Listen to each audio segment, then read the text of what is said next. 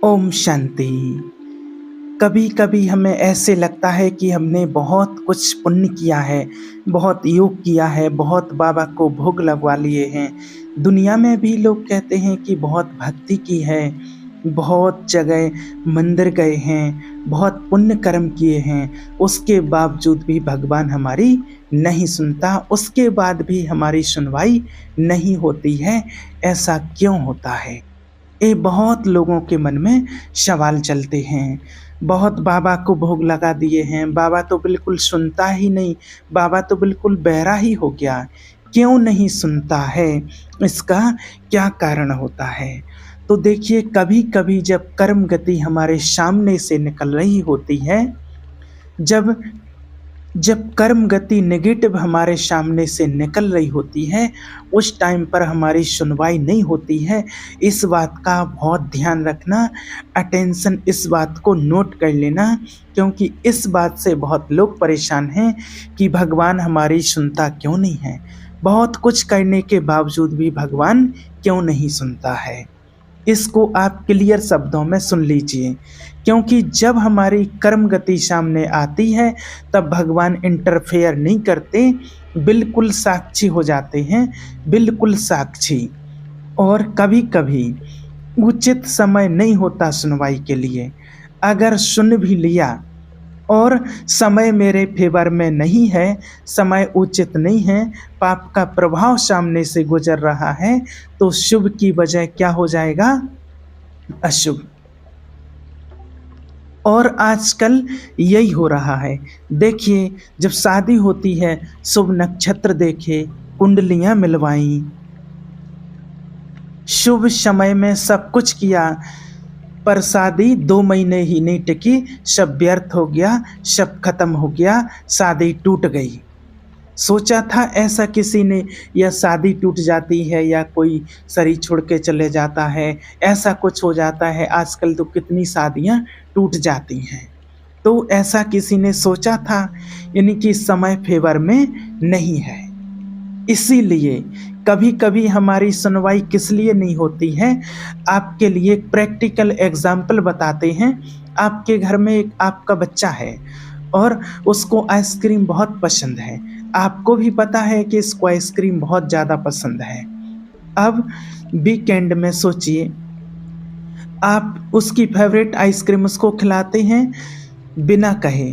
आज प्रैक्टिकल आपको बताते हैं, आपको विश्वास हो जाएगा। और आज मान लीजिए बच्चे को खांसी है, जुकाम है, उसकी नाक बह रही है, ऐसा मौसम है, या उसकी तबीयत खराब है, और वो रो रो करके, चिल्ला चिल्ला करके आपसे आइसक्रीम मांग रहा है। वो बेटा कहता है, सभी आप जानते हैं, सभी पेरेंट्स जानते हैं। अब सोचिए, कौन सा ऐसा मम्मी या पापा है जो ऐसी स्थिति में उस बच्चे को आइसक्रीम खिलाएगा? है कोई ऐसा? नहीं खिलाएंगे ना। क्यों नहीं खिलाएंगे? आपको सुनाई नहीं देता है क्या? कितने मम्मी पापा जो माना बच्चों को ऐसी हालत में नहीं खिलाते हैं, और वो बच्चा कितना माना चिल्ला चिल्ला करके आपसे आइसक्रीम मांग रहा है, क्या आपको सुनाई नहीं देता है उसकी आवाज़? तो क्यों नहीं खिला रहे आप उसको आइसक्रीम? जेब में पैसा नहीं है क्या? आपकी सामर्थ्य या ताकत नहीं है क्या बच्चे को आइसक्रीम खिलाने की? है, सब कुछ है, लेकिन रीज़न क्या है? रीज़न क्या है उसका? आज बच्चे की तबीयत ठीक नहीं है और खिला दिया तो क्या होगा? और ज़्यादा तबीयत ठीक हो जाएगी। वो माना और ज़्यादा तबीयत तो वैसे ही ठीक नहीं, और ज़्यादा दिक्कत हो जाएगी, प्रॉब्लम खड़ी हो जाएगी, और ज़्यादा तबीयत बिगड़ जाएगी अगर उस टाइम पर आपने आइसक्रीम खिला दिया तो ठीक इसी प्रकार भी ऊपर वाला भी हमारे साथ यही करता है। उस टाइम पर ऊपर वाला भी यही करता है, बस और कुछ नहीं। आपने अपने बच्चे का सुना अनसुना कर दिया। बच्चा बार बार आइसक्रीम मांग रहा है, लेकिन आपने बच्चे का सुना अनसुना कर दिया है, और ऊपर वाला भी इतना ही करता है। जब समय हमारे फेवर में नहीं होता, तो जैसे हमने अपने बच्चे का नहीं सुना, वो रो भी रहा है, कुछ भी कर रहा है, नखरे भी दिखा रहा है, चिल्ला भी रहा, लेकिन हम सुन रहे हैं क्या? उसको आइसक्रीम दे रहे हैं? नहीं देंगे। तुम कुछ भी कर लो, लेकिन ना देने के पीछे रीज़न क्या है? हम उसका भला चाहते हैं।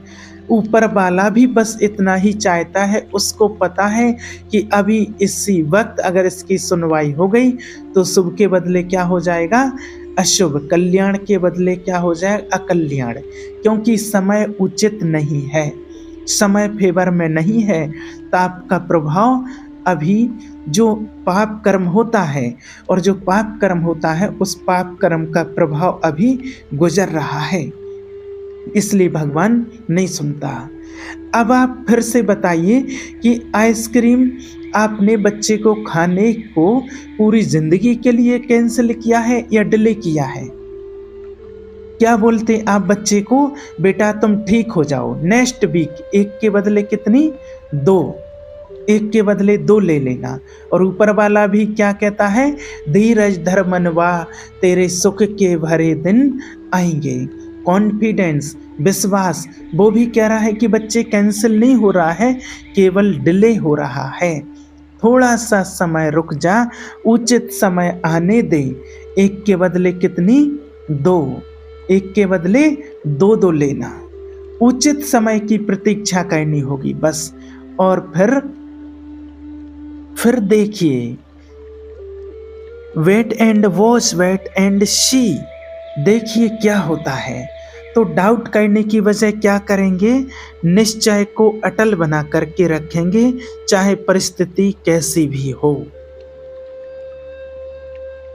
एक और आपके लिए प्रैक्टिकल अनुभव, प्रैक्टिकल घटना आपके लिए सुनाते हैं। एक बार की बात है, एक बॉम्बे में एक नया नया बाबा का बच्चा था। एक भाई ने कहा, फोन किया मधुबन में दीदी को, और वो भाई ने कहा कि मैं घर लेना चाहता हूँ और नया नया मैं अभी जुड़ा हूँ, क्या राजयोग में कोई ऐसी पावर है जो मुझे घर दिला दे यहाँ पर? तो जहाँ पर उनसे बात की गई तो उन दीदी ने कहा, जिन दीदी से बात हुई उन्हों की, कि राजयोग तो देखिए राजाओं का राजा है, आप जो चाहे कर सकते हो। वो भाई बोला, मिल सकता है क्या वो घर? तो दीदी ने बोला, हाँ मिल सकता है। तो दीदी ने कहा, मिलेगा आपको। और वो भाई कहने लगा कि बहुत सारे कस्टमर हैं उसके, लेकिन चाहिए वो मुझे है। तो फिर दीदी जी जो थे उन्होंने बताया कि आप सोमाइन का अभ्यास कीजिए, 2 मास का इंतजार कीजिए और सबकॉन्शियस माइंड का अभ्यास बताया। और फील कीजिए आपकी घर मिल गया है, आपके हाथ में रजिस्ट्री है, आप गृह प्रवेश कर रहे हो। अभी से आप वो रीज़न देखिए, आपको ही वैसा दृश्य अभी से देखिए और एंजॉय कीजिए। और ऑनेस्टली 2 मंथ, 2 मंथ माना योग किया 45 मिनट्स। और जिस दिन शुरू किया, भोग लगाकर बाबा को मीठा खिलाकर शुभ संकल्प दे करके शुरू किया। रोज डेली वो भाई योग करता है 45 मिनट, सब कुछ करता है, अभ्यास करता है, सोमन का अभ्यास, सब कुछ। 2 महीने के बाद उसके पास फोन आया कि जो फ्लैट तुम लेना चाहते थे वो किसी और ने ले लिया। बेचारे का दिल टूट गया, आंख से आंसू निकल गए, बाबा की तरफ तो देखा भी नहीं, दिल शिकस्त हो गया। दुख इतना हुआ कि वो गुस्से के रूप में बाहर आया और तो कहीं बस नहीं चला। तो उन्हीं दीदी को मधुबन फिर फोन मिलाया और फोन दीदी ने उठाया। अब उसका हाई टेम्पर था, दुख था, गुस्सा था। बोला, जी देख लिया सब, कोई बाबा बाबा नहीं, कोई बाबा दम नहीं है, सब देख लिया मैंने, मैं नहीं जाऊंगा आज के बाद। ब्रह्मा कुमारी आश्रम टूट गया था बिल्कुल, बहुत गुस्से में। तो दीदी ने बहुत पूछा, कौन हो भाई आप, कहाँ से? बोल रहा है, क्या हो गया? और फोन कट। थोड़ी देर तो दीदी ने विचार किया, क्या हो गया होगा भाई, चलो फिर बात धीरे धीरे भूल गई। बरसाती सीजन था और ऑलमोस्ट इंडिया में ज़्यादा से ज़्यादा स्टेट में बाढ़ आई हुई थी उस टाइम, बहुत पानी गिर रहा था। और शांतिवन में भी उस टाइम पर बहुत पानी पानी हो गया था। तो उस टाइम पर जब जैसे बरसात होती तो मेहमान कम होते हैं, तो वो दीदी उस टाइम पर न्यूज़ ही देख रहे थे, तो क्या हो रहा है दुनिया में ऐसा न्यूज़ में देख रहे थे। 8 से 9 के बीच का टाइम था, सुबह 9 पौने 9 का ऐसे टाइम था। तो हर चैनल पर उस टाइम पर एक न्यूज़ हाईलाइट हो रहा था उस दिन, बॉम्बे में हेवी रेन के कारण एक बिल्डिंग गिर गई। 30 लोग तो दब के मर गए, बाकी मलबे में दबे हुए हैं। बड़ी ऊंची बिल्डिंग थी और जो बिल्डिंग से बाहर थे वह बिल्कुल बेघर, ना जन ना धन ना घर, कुछ नहीं है आज उनके पास। वो सड़क पर हैं, रोड पर हैं, सब खत्म हो गया है उनका। बड़े उससे देख रहे थे, अरे ऐसे कैसे हो गया, इतना ऊंचा बिल्डिंग कैसे गिर गया। और फिर फोन की घंटी बजी। वो दीदी न्यूज़ देख ही रहे थे और वो दीदी ने फोन उठाया। न्यूज़ देख रहे थे वो दीदी, और मना वही एक तरफ फोन रखा था, फोन की घंटी बजी, फोन उठाया और बोले कि हेलो, हाँ भैया कौन बोल रहे हैं। तो देखिए उसका साउंड क्या था, वाह वाह वाह वाह। भाई क्या बोला, वाह वाह वाह वाह, बचा लिया तूने, तूने तो हमें बचा लिया। बिल्कुल प्रैक्टिकल रियल घटना है ये, रियल प्रैक्टिकल। तो वो दीदी समझे नहीं कि आप कौन बोल रहे हैं। तो उन्होंने कहा कौन बोल रहे हैं भाई। तो वो कहता है दीदी घर वाला भाई। तो दीदी ने बोला घर वाला भाई, जो माना कहने लगा कुछ दिन पहले जिसने घर के बारे में पूछा था, उल्टा सीधा बोल दिया था ना बहन जी। अच्छा, दीदी को याद आया कि अब आगे क्या बोलता है। बोली दीदी हाँ अच्छा याद आया। तो क्या हुआ भैया। तो कहता है बहन जी लाख लाख शुक्रिया बाबा का, जो बाबा ने हमें वो घर नहीं दिलाया। क्यों, क्या हुआ। बोले आज सुबह ही वो बिल्डिंग गिर गई जिसमें मैं फ्लैट लेना चाह रहा था। दीदी ने कहा वही बिल्डिंग है, वही हम न्यूज में देख रहे हैं। तो बोले हाँ वही बिल्डिंग है। अगर बाबा मुझ नादान की सुनवाई उस वक्त कर लेता तो मैं और मेरा परिवार आज जीवित भी होता कि नहीं पता नहीं। अच्छा किया जो मेरी सुनवाई नहीं हुई, अच्छा किया, अच्छा किया। लाख लाख धन्यवाद ऊपर वाले का। और बोला बहन जी ये जीवन आज से उसकी देन है, उसने मेरी जिद नहीं मानी। जब तक जीऊँगा ना बहन जी ब्रह्मा कुमारी आश्रम तो जाना नहीं छोड़ूंगा। तो फिर दीदी ने भी बोला बड़े प्यार से कि भैया एक बात पूछूं। बोले हाँ पूछो। बोले बाबा ने दम दिखा दिया अपना। बोले हाँ दिखा दिया है। तो नहीं, दीदी ने कहा ऐसा वैसा तो नहीं है। बोले नहीं ऐसा नहीं है, बस एक ही है, दम देख लिया है ना बाबा का। तो कभी कभी अगर हमें ऐसा लगता है कि नहीं सुन रहा है, सुनवाई नहीं हो रही है, इतना योग लगा लिया, इतना कुछ कर लिया, तो समझ जाइए कोई ना कोई राज है। संशय हो, बुद्धि होने की वजह राज को समझिए, वो कल्याणकारी है। कभी भी वो अकल्याण लाख सुनवाई कर लो नहीं सुनेगा जब तक कल्याण होने वाला नहीं होगा। और होगा जरूर, क्योंकि कैंसिल नहीं हो रहा है।